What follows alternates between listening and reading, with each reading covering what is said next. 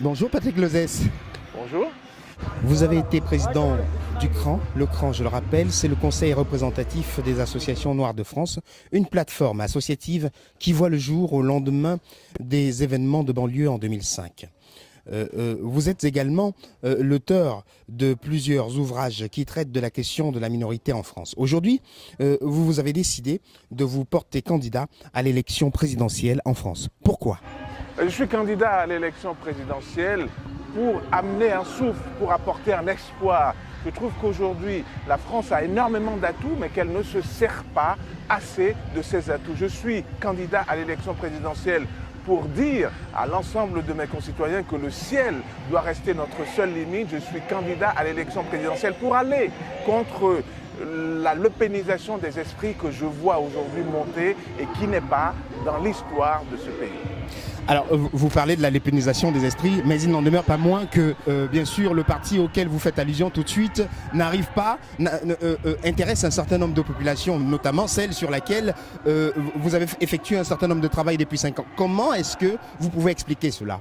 Je pense qu'il y a deux choses aujourd'hui. Si on regarde l'échiquier politique, la droite essaie d'abaisser les frontières entre la droite et l'extrême droite, simplement parce qu'elle a l'impression que ce sera pour elle une manière de gagner les voix des électeurs. Je trouve que c'est totalement irresponsable et face à cela, on a une gauche qui devrait être beaucoup plus courageuse sur ses propositions. On a l'impression que la gauche ménage la chèvre et le chou et qu'elle a l'impression que la montée de l'extrême droite, au fond, est la meilleure manière de rassembler l'ensemble des Français raisonnables autour d'elle. Je trouve que c'est absolument lâche. Donc d'un côté, on a l'irresponsabilité, de l'autre, on a la lâcheté. Et il est temps, effectivement, que la société civile, que les Français raisonnables qui ne veulent pas être entre ces deux pôles dont je viens de parler, aillent à la rencontre de leurs concitoyens et disent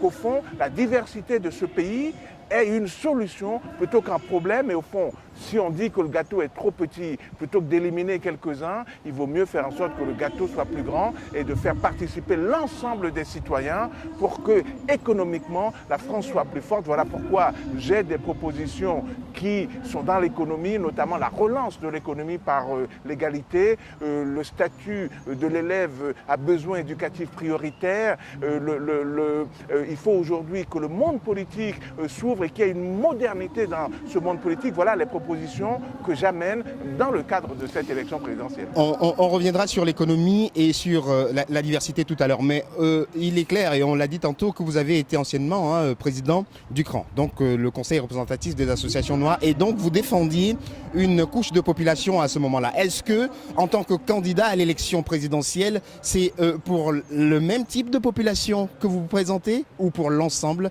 de la population française ? Quand on est candidat à l'élection présidentielle dans la Ve République, on s'adresse à l'ensemble des concitoyens et c'est évidemment ce que je fais, mais il n'y a pas de raison que je ne m'adresse pas à ces populations de la diversité. Le problème, c'est qu'aujourd'hui, si moi je suis candidat et que je parle à l'ensemble des Français, aux 45 millions d'électeurs, le problème, c'est que personne ne parle de ces minorités et je suis pratiquement le seul à parler de ces minorités, à parler de l'égalité, à parler de cette France qui serait plus forte avec l'ensemble de ses citoyens. Donc pour vous répondre, je suis candidat de l'ensemble des Français, mais je suis le candidat qui effectivement s'intéresse à ces questions d'égalité.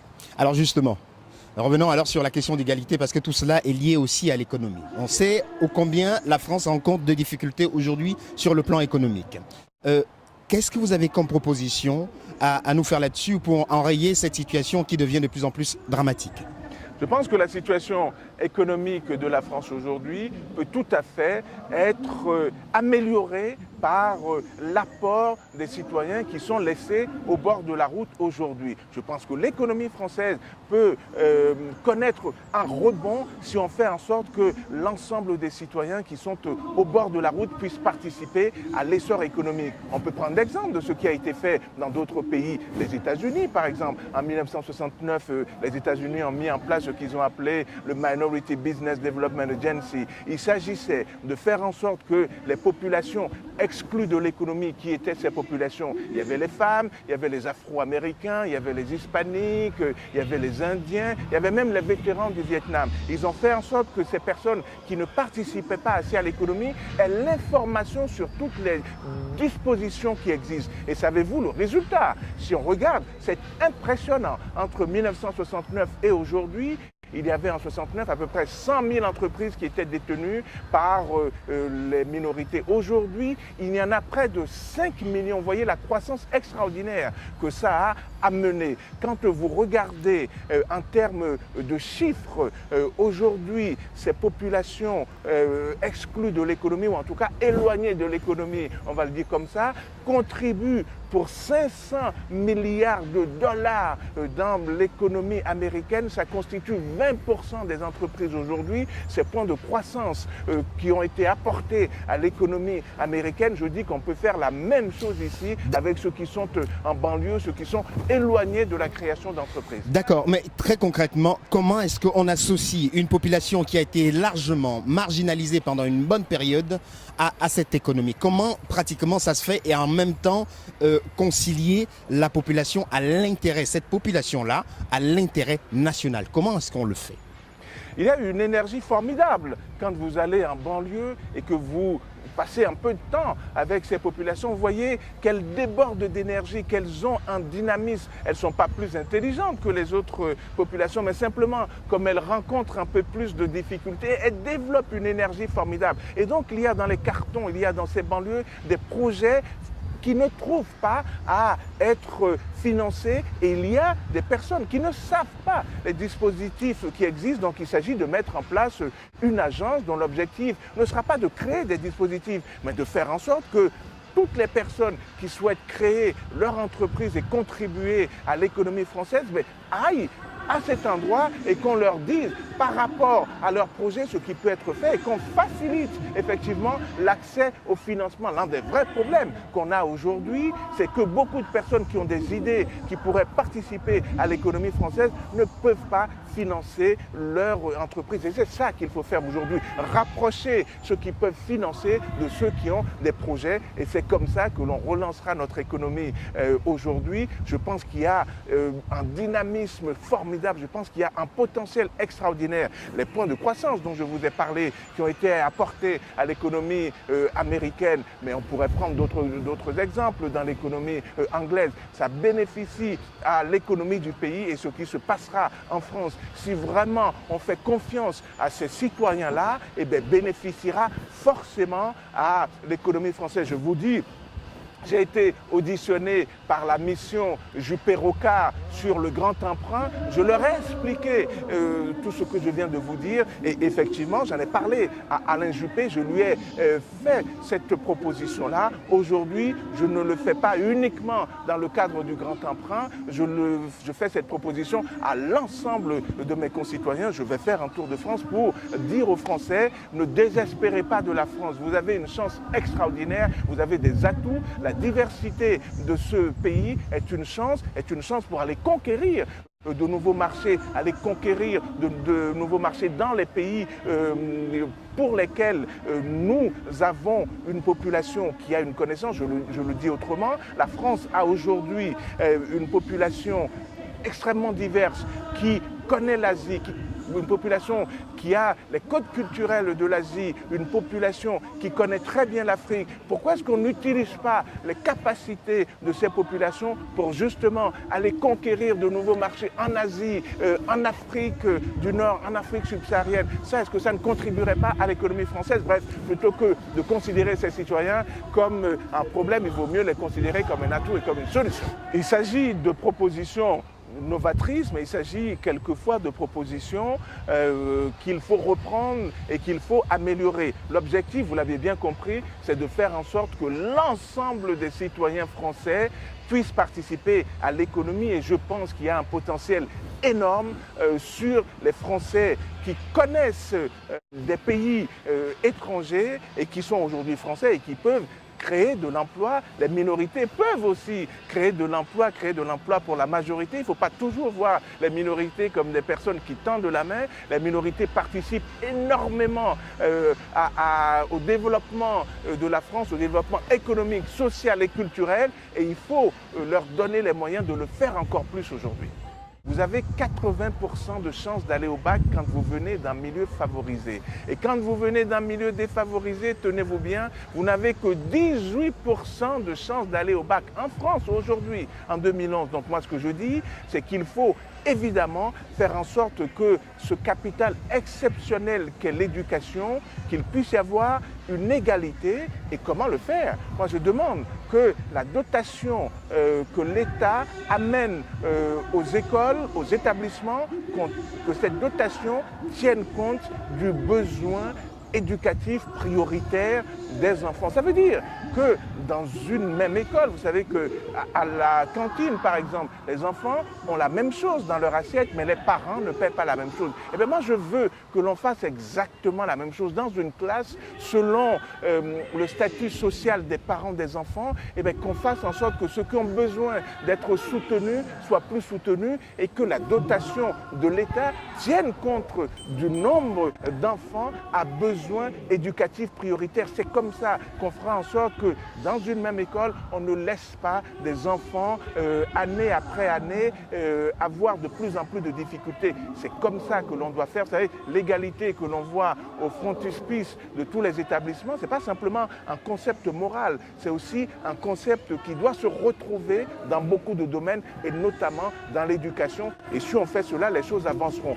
Je suis en train de proposer l'action positive dans l'éducation, mais ça n'est même pas moi tout seul qui le dit. Ce que je vous dis là, ça vient d'un rapport de la Cour des comptes qui date de 2010. Comment se fait-il que personne ne se soit saisi de cela pour dire, la Cour des comptes nous dit, il faut faire en sorte qu'il y ait une meilleure répartition des possibilités dans les écoles et même des moyens pour qu'il y ait une meilleure égalité des enfants. Pourquoi est-ce que personne n'a le courage aujourd'hui d'inscrire cela dans un programme politique? Moi, je vous le dis, si on veut que cette différence extraordinaire dont je vous parle, différence de 80% de passer le bac quand vous venez d'un milieu favorisé par rapport à 18% quand vous venez d'un milieu défavorisé, moi, ça me choque en tant que républicain qu'on puisse avoir cela aujourd'hui et il faut commencer par réduire cela. Je vous parle du bac, je pourrais vous parler aussi du BEPC, je pourrais vous parler des examens que les enfants passent au CM2. Bref, tout cela mérite aujourd'hui notre attention. L'éducation est une priorité. Et pour ceux des enfants qui sortent précocement du système et du circuit scolaire, qui n'ont pas d'autre alternative, que pourriez-vous leur dire? Eh bien, je vous ai parlé beaucoup du bac, mais il y a évidemment les formations courtes, l'alternance qui doivent effectivement être favorisées, la formation professionnelle, les filières courtes. Il faut que l'on fasse en sorte que les enfants qui ont les capacités, qui ont les moyens de faire des filières courtes dans lesquelles les enfants peuvent avoir une rémunération pendant qu'ils se forment, il faut effectivement, là aussi, mettre les efforts sur ces formations-là. Il ne faut pas qu'on dise que tous les enfants doivent aller au bac, mais il faut faire en sorte que ceux qui ont la capacité, les moyens d'aller au bac y aillent, mais que ceux qui préfèrent des filières courtes s'engagent dans ces filières courtes professionnalisantes. D'accord. Côte d'Ivoire. Quel est votre point de vue sur la situation post-électorale ivoirienne? Mon point de vue est qu'il faut aujourd'hui faire en sorte qu'il puisse y avoir un équilibre entre la France et les pays africains. Les pays africains sont indépendants et ils doivent le respecter et la France doit respecter leur indépendance. Et ce que je veux, c'est qu'il puisse y avoir une relation sereine. Et je suis persuadé que la participation des Français d'origine africaine à la politique de la France amènera une loyauté dans les relations entre l'Afrique et les pays africains. Aujourd'hui, je pense que ces citoyens-là qui connaissent ces populations, qui ont quelquefois des parents originaires de ces pays, sont les meilleurs ambassadeurs, les personnes qui feront en sorte que les relations entre la France et l'Afrique seront des relations équilibrées. Ces populations-là seront des populations loyales à leur pays, la France, mais elles amèneront une une justice et même une justesse dans les politiques qui sont menées par la France par rapport à ces pays africains. On en a marre, effectivement, de ces relations de suzeraineté. On en a marre de ces relations qui fleurbont le passé. Il faut aujourd'hui se défaire de toutes ces relations qui ont des miasmes pas très positifs et qu'il y ait la transparence pour l'ensemble des Français. Et je suis persuadé que si les Français d'origine africaine avaient une meilleure place dans le monde politique français, les choses seraient beaucoup plus claires, les choses seraient beaucoup plus sereines, les choses seraient beaucoup plus transparentes. S'il y avait un dernier message à passer, Patrick Gleuze, que diriez-vous? Moi, je dirais, allez la France, puisque c'est ça qui est en jeu aujourd'hui. Je dirais, allez les Français, mais allez l'ensemble des Français. La France, aujourd'hui, a une population extraordinairement diverse et il faut mobiliser les Français, l'ensemble des Français, pour leur dire que 2012 est une chance extraordinaire pour mobiliser ce pays, pour faire en sorte que nous allions de l'avant. Et si j'ai un message à passer, je prendrai l'image de l'équipe de France de football. On a appris il y a peu de temps que certains ont imaginé pouvoir se séparer de certains footballeurs simplement à raison de leur origine. Et ils ont voulu prendre le risque de faire perdre l'équipe de France de football pour lui donner une lisibilité. Vous voyez bien que dans le football, l'équipe de France gagne parce qu'il y a de bons joueurs et qu'on ne se soucie pas de leur apparence. Et bien, je voudrais la même chose pour l'économie française, qu'on fasse en sorte que tous les Français qui peuvent amener à l'économie française participent à l'économie française, quelles que soient leurs appartenances réelles ou supposées. Et c'est comme ça que ce pays sera plus grand économiquement. Mais la même chose peut se dire dans le domaine social, la même chose peut se dire dans le domaine culturel. La France sera un pays encore plus grand si elle utilisait tous ses atouts et si elle permettait à tous ses enfants de participer à son essor, à son développement économique, social et culturel. Allez la France, allez tous les Français. Patrick Gleuze, je vous remercie. Je vous remercie.